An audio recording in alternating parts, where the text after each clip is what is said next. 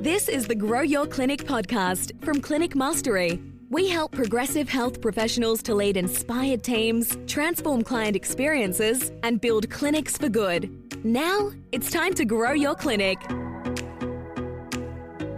Welcome back to another episode of the Grow Your Clinic podcast. My name is Jack O'Brien, your host, and we are really ramping it up as we head into the Christmas season of recording. I have another guest to join us on the podcast. I have Jack Williams. It's Jack Squared today. Jack Williams from the HealthLink'd podcast. Jack, welcome to the podcast. How are you? Yeah, thanks very much. I'm well, thanks, Jack. It's good to meet a fellow Jack because I know it's becoming a very popular name, especially amongst the younger ones. I'm sure you've noticed that. Absolutely. Tell me, is Jack short for John or Jackson, or you're a straight Jack? Yeah, it's the same on the birth certificate. How about you? It is actually, and it's a running joke. My middle name is Daniel, and no, my father wasn't an alcoholic, but he is impartial to a whiskey on a Friday night, and so it's Jack Daniel for me. There you go. But enough about me. For context, listeners, Jack has the HealthLink'd podcast, which we will link up in the show notes over at clinicmastery.com/podcast. All of the links and profiles, resources, notes will be over there. That's clinicmastery.com/podcast. But so that we can get an insight into who you are, Jack, I've got a couple of quick rapid fire questions to open up this episode. Are you ready? All right, let's do it. Okay. Number one, what are you reading or listening to right now? Right now, I'm reading Good to Great by Jim Collins, and I was revisiting some of the Clinic Mastery podcasts, which I discovered you guys in January and have been listening along. Been really enjoying those. Oh, awesome, mate. Very flattering. Thank you. You didn't have to say that. We didn't set that one up, listeners. That was just straight off his own back, but I'll take it. Thank you, mate. Who inspires you?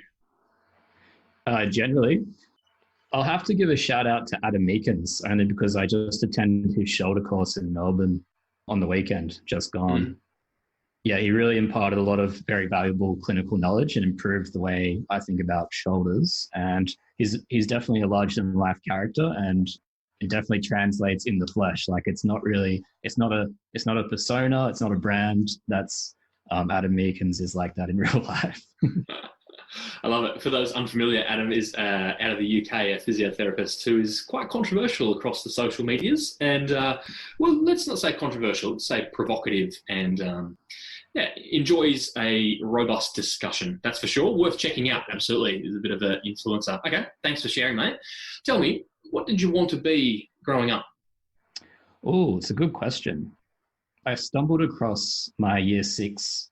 They just, they get you to draw a picture and write out what you wanted to do. And I said firefighter at the time. And I looked back and found a year 2 one, and I said park ranger. Right. So yeah, I've kind of mixed it up across the board. You have. At a young age. You'd get plenty of work up here around New South Wales with the bushfires at the moment if you were still donning the red and yellows. Absolutely. And to be honest, part of being a physio, because I did physio postgrad, so a bit later in life, at the time I thought all physiotherapists worked in sports and worked outside. So that was kind of one of the attractions of doing that. Gotcha. Now you find yourself stuck in 4 white walls or the corridors of different facilities, right? Pretty much. Yep, that's it. It's good. And finally, Jack, what's a motto that you like to live by? Oh, okay. I guess big things have small beginnings would be my favorite. Yeah. I love it. Reminds me of Tristan White from the Physio Co. Think big, act small. Yeah. That's awesome. Cool, mate. Well, thank you for sharing those rapid fire questions. Let's get a little bit of your backstory, and then listeners, just for some context, Jack's going to have some really interesting insights on burnout in the health profession, in the health industry, specifically around physio, the benefits of locuming and resilience, those types of things. So, Jack, you're a physio now, but you mentioned that it was postgrad. Can you paint us the backstory of what's got you through to where you are now? Yeah, sure. So do you mean in terms of doing physiotherapy or just... physio, what you studied and how you've ended up in private practice? So when I finished year 12, I read a Richard Dawkins book the selfish gene. I was really taken with that. And so I opted to study molecular biology and neuroscience at university at the ANU in Canberra. Yeah, just because I had a general interest in science at the time. So I went through that degree and did a little bit of bench research after doing an honours year at the Australian National University. Yeah, and I found that really interesting, but I just had that desire to work outside, which had had stuck with me since a kid. And I love AFL football, and everyone sees the AFL physios on the sidelines, running water, doing massages, taping, and all that stuff. And I was like, that looks like a really awesome job. I want to do that. And so I signed up for physio. Who do you barrack for? North Melbourne, but mostly, also a fan of the game. Yeah, as you'd have to be if you're a North Melbourne fan. Yeah. It's tough, really hard. That's funny. Okay, so the desire to be on the boundary of the MCG has allured you to physio, but I'm sure you don't find yourself there now, right? What happened? Well, that's it. I mean, it looks good on television, doesn't it? It looks like yeah. And I did some volunteer work for Fremantle Football Club when they played in Canberra for a couple of rounds. So I've had a taste of the kind of sports AFL role, from a distance and working amongst the club. And, I think that's where my passion lies in the end. I think I was really excited about physiotherapy because when I actually chose to study it, I wasn't sure if it would be challenging enough for me, which I now think is absolutely ridiculous. And I think back and laugh at that almost every day. Yeah.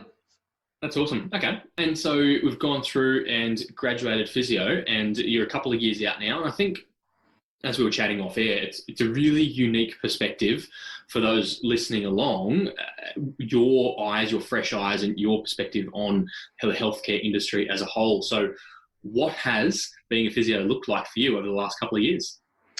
I think there's been a lot of travel, and I've also just been really exploring the job market that's available for a lot of allied health professionals. I think it's really amazing coming from the bench science aspect where work's pretty hard to come by and there's a lot of job insecurity. And then you do something like physiotherapy and you can get a job in any state and territory in Australia very easily. So it's been really great to explore that. How many jobs have you had over the past 2 years? I've done 5 locums to date. So my goal is to locum around Australia in every state and territory of Australia. And I've done work on the Gold Coast, Sydney, Canberra, Melbourne, and Tasmania. So it's just another 3 state and territories left to go. Awesome, mate. Exciting. So any healthcare owners that are listening in, it might be an opportunity there. But tell us why. So I think your perspective is interesting because there'd be a lot of clinic owners and health professionals as well who see locuming perhaps in a negative light. But I know you've got a really deliberate strategy around it. So can you tell us about what you think the benefits of locuming are for a health professional? Yeah, sure. I think they're a great benefit, particularly early on. I know this isn't, it's something that I've been advised against by many of my peers, but I think it's really good. Just because of the huge work availability that's out there, I think if you take a locum as a new graduate, then you get an opportunity to travel around and try out potentially different clinical areas that you haven't tried before. And I think because a lot of people leave university with a really significant travel itch. And I think if they commit to something like a private practice role where you really want to work somewhere for at least 2 years to get the most out of it, if they kind of go in half-hearted and wanting to travel before you make the commitment, you can have a lot of commitment problems later on. And I think it just causes friction. Okay. So you're trying to get the commitment bug out of your system or the travel bug out of your system early? Yeah, that's it. I mean, I just haven't seen much of Australia and I just wanted to get around and check it all out. And I think, locuming has been an amazing way to do that. And it's not something you're told about at university. I think a lot of people aren't really familiar with the job market at all. Interesting. Okay. So I can certainly see that perspective of getting the travel out of your system, experiencing what the grass is like on the other side. and with the intention, I'm assuming here, correct me if I'm wrong, of one day settling down, having a family and kids and all those things, knowing that you've already seen the other side. Is that part of your mindset or framework? Yeah, definitely. And I think that's definitely the goal. I think it's definitely possible to keep traveling indefinitely. I think you could find that really rewarding. But for me, I currently live in Melbourne, and I lived in Canberra and Sydney just along the way. And I'm really interested in moving out into a regional or remote area. I think just because there's a better quality of life, there's more leadership opportunities. And I think being a health professional, you'll get more meaning out of your job if you service a community that really needs you, or that you can form stronger ties with. So yeah, that's what I'm looking for. Yeah, it's awesome, mate. That's a really good perspective. But tell me, I know that you're interested in the longevity or the burnout when it comes to health professionals. How do you see that framework at the moment of health professionals and burning out? Yeah, so I mean, obviously, I'm pretty new to the game, and burnout is something that's not discussed at all as you go through your training. My peers don't talk about it. My mentor really talk about it, but obviously, I think it's really prevalent, especially in physiotherapy, which I'm told, and I've looked around for some solid data on this, is the most short-lived of all the allied health professions. Right. There you go. Yeah. And what's in your understanding, I think we're on similar wavelengths here, what's your understanding of the average lifespan of a physio? Yeah, it's tough to say. I think you hear lots of, like around the 5-year mark, lots of people stay or go in physio. And I think, that's the one I hear the most. But if you look at workforce reports, particularly around in Victoria, they're just the ones I could find recently. I guess it points to more 7 to 10 years. But beyond that, people do at some point leave the profession. And in the same way, that's the same across other health professions, right? Speech and OT and psychology, etc. Yeah, absolutely. I just find, my impression is, from what I hear and what I read, is that with physiotherapy, we're just more at risk for whatever reason. And when I did physiotherapy, I wanted to get at least 10 years out of it. So it was a little bit surprising just to look around and see also looking at some of the movements my peers have done throughout as they've left university. You see that there is quite a lot of movement, no matter what your intentions are going into the job. So where do those tie together? Where do you think locuming plays a role in helping increase the lifespan of physios? Yeah, so I think it's just getting rid of that travel itch really helps. So then, people can really commit to a role, and they can really check off, whatever jobs on offer, and particularly around a geographic and different clinical area. And I think, in terms of preventing burnout, locums can also be of real value for people just to take as maybe a working holiday and freshen up a bit, because there's a real opportunity to try a different clinical area, whether it be in hospital, aged care, or private practice, or another role. You can usually find one in, a new and interesting area. Okay, I've got a couple of threads I want to pull on around your experiences and what you've learned, and then also the application into private practice land. Sure. What have you learnt in terms of, that might be a job that I want to pursue later, or that's an element of health that I really want to steer away from and glad I've tasted it? What have you learnt? Yeah, it's been surprising because I think everyone has a clear pathway when they leave university, and it definitely hasn't. So if I look at what my goals were when I left uni, I've definitely tried the clinical areas that I was interested at the time, but they have changed, and I've changed in a relatively short amount of time. So what I've learned from locums, I guess, is, I've learned a lot. I enjoy working as part of a team, which I found surprising only because, I've done a lot of independent work in the past, like as a bench researcher. That's kind of a lone wolf role. Yeah, I really enjoy working as part of a team. But I think for me also, I really like having a job split. So it's a little bit unusual because I just find working with different groups of people throughout a week really keeps me fresh and engaged with different roles that I do. That's awesome, mate. And I think, even just having a taste of all those different experiences means when the time comes for you to, quote unquote, settle down, that Yep. you'll know the type of job that's going to suit you best. If it's a private practice type environment, it's a varied caseload with a large team, perhaps a multidisciplinary environment. It means you don't have to waste everyone else's time going into maybe a solo practice or a very specific niche. So that's a really interesting learning. Thank you for sharing. Let's switch gears and maybe put on your proverbial clinic owner hat. How do you see locums being useful for private practices? Is it commercially viable? Do you think there's an economic benefit to locuming? For private practice clinic owners, I mean, I'm not privy to any numbers or anything like that, but I think there definitely would be, if you take, say, a 1 to 3 month locum offer, then it will attract people to your area and really get them to try out your clinic. Because I know every clinic's different, having worked in one, and also I did a private practice placement as a student. So I think for a clinic owner, particularly for filling things like long service leave, I know you guys will have to service, a loyal staff member going away, just even if it's for a relatively short period of time. I think they are a benefit, particularly if you're in a regional area. Just it's a great way to invite people along and get them to, essentially try out your team and potentially fall in love with the area and stay on.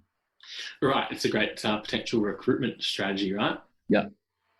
What about the concept, and I'm speaking hypothetically here for clinic owners, there might be some pushback, resistance or fears around someone who comes in and it doesn't fit the culture of the clinic or doesn't follow the policies and procedures. It doesn't deliver things the way we would like. Yep. Is that real or is that perceived? I think locums can get, a bit of a reputation if you've had a bad experience. But I guess one thing I really love about physiotherapy is, I guess, the professional standard and the communication kind of syncrasy that, professionals have when we talk to each other.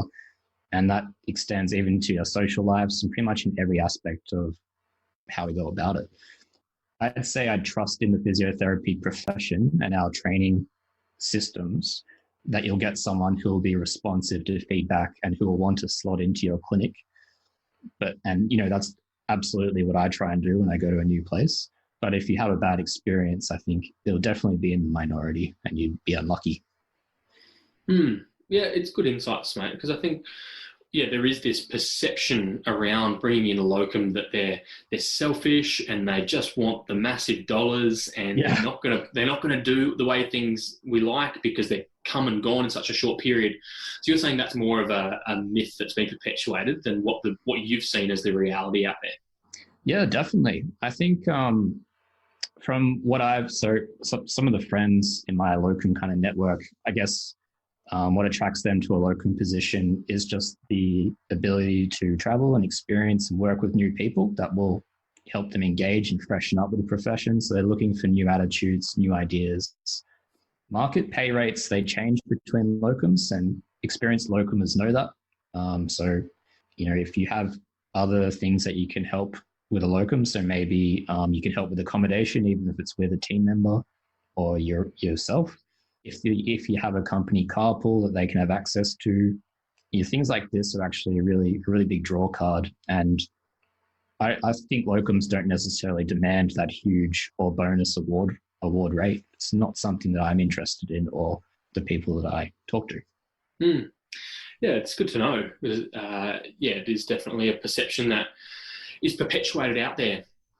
So you, in your position, let's shift gears. In your position now as the HealthLink'd podcaster, you get to speak to a bunch of different clinicians across different professions. What are some interesting trends or learnings that you've seen over the time you've been hosting your own podcast?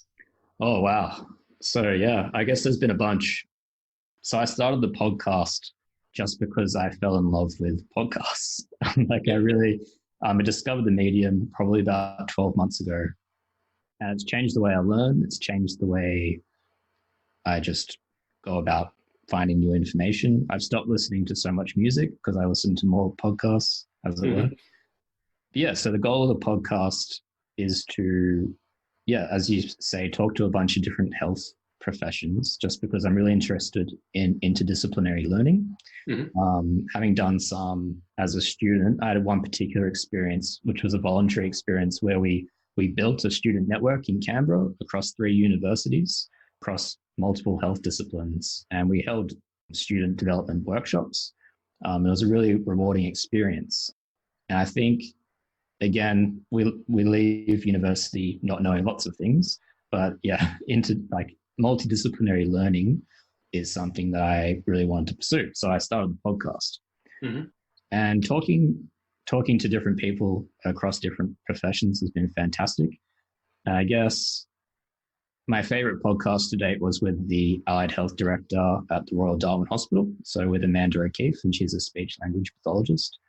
And she gave a really great insight into what it's like working in a regional area, which is parts of Darwin, and providing a health service to essentially the whole Northern Territory using telehealth and things like that, but also with some of the recruitment patterns. So it seems it's relatively hard to attract people to a regional area, and it gets harder the more experienced they are. So that 2 to 3 years out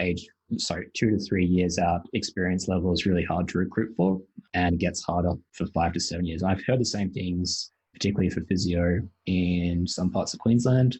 And I have a sneaking suspicion that's the case across the board, which is why locums can be effective means to address this workforce demand.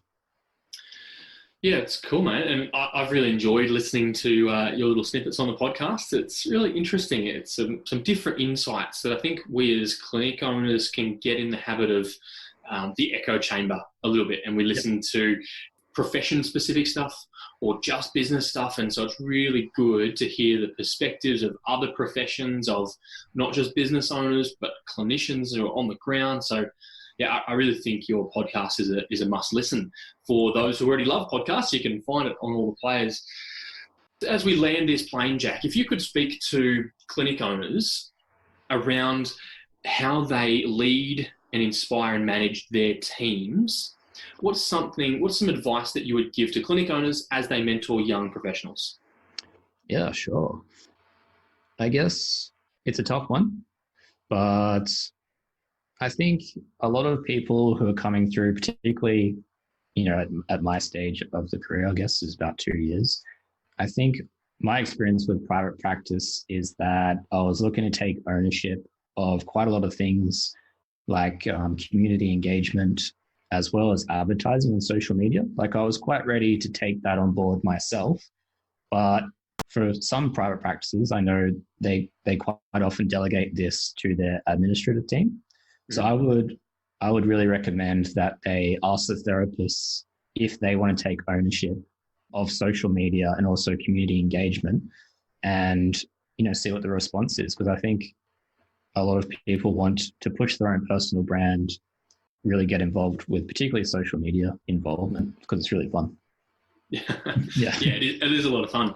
And if I can jump on my soapbox here for a minute, Jack, clinic owners, as you listen to this, listeners, I think the theme or the thread that's running through this conversation is in and around reverse engineering what your team wants. It's our job as leaders, and I'm really passionate about this. It's our job as leaders, as clinic owners, as mentors, to create environments where our team members win, where we understand their desire statements, understand their dreams and goals, and help them achieve that regardless of the impact that has on our clinic necessarily. If you've got a team member that wants to travel or has that itch to scratch, how can you as a clinic owner facilitate that and make that happen? Because it's going to come back, and there'll be rewards that come back to that. Maybe you haven't spoken to your team around their extra clinical passions. Maybe they do have that social media drive or the passion to get out and speak to referral partners. Clinic owners, it is our responsibility to create environments where our team members thrive. And, personally, Jack, I can say that it really breaks my heart to know that health professionals are burning out or get to the end of their career after 5, 7, maybe 10 years. I think that's a disgrace. And I think we've got the opportunity to create environments and pathways for health professionals to thrive. And, I feel like there's so many that could be just hitting their straps at that 5 to 10 year mark. And it's incumbent on us to not be the ceiling, but to lift the roof and make sure that our professions and the health of the clients, that the communities that we look after, continues to thrive. What a privilege it is to be a clinic owner in this time and day. I'm really passionate about that, and there's such an opportunity as clinic owners to create those environments to mentor and see young professionals thrive.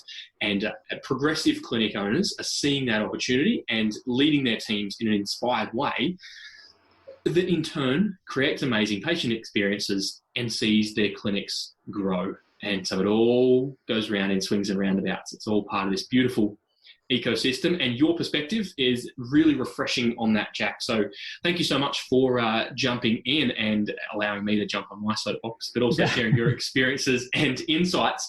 Now, if people want to listen to your podcast, learn more about yourself and get in touch, what are some of the ways that we can find you? Yeah, so I'm on all the similar platforms that your podcast is on. So up on Spotify and iTunes. And I'm also active on a lot of social media platforms, including Facebook, Instagram, and Twitter. But actually, if you want to get in contact with me, particularly, I guess I'm talking to business owners here. If you got maybe some long service leaves that you need to fill, or you want to take someone on board for a locum, you have a locum position ready to go, then you can give me a call or text message on 0455 046 178, and I can put it up to my network and hopefully get someone that you can talk to and help fill the gap. Awesome, mate. Thank you for that. And listeners, we'll link all that up in the show notes. Jack, just so we're clear, what's the name of the podcast and any unique spellings on that? Oh, it's very unique. It's the HealthLink'd podcast. So that's HealthLink''D. Yeah. And I'm sure you'll stumble across it. I'm very active on social media and try and get it done. We'll link all that up in the show notes. Again, listeners, that's over at clinicmastery.com/podcast. You'll find the show notes from this episode. And you'll also be able to get in touch. We're able to help a limited number of clinic owners with our Business Academy, help you with the 7 degrees to grow your clinic through our Business Academy and our mentoring and coaching. So if you need some help, please do get in touch. We would love the opportunity to see if we're a good fit and offer some next day implementation advice and potentially help you ongoing. You'll be able to find all the links for Jack and his podcast and connections over at clinicmastery.com/podcast. It has been a dream. Jack Williams, thank you for joining us on the podcast, mate. Yeah, thanks very much for having me, Jack. It's been great. Listeners, thank you for joining us. We look forward to bringing you another episode again really soon. Bye for now. Thanks for tuning in to the Grow Your Clinic podcast. To find out more about past episodes or how we can help you, head to www.clinicmastery.com/podcast. And please remember to rate and review us on your podcast player of choice. See you on the next episode.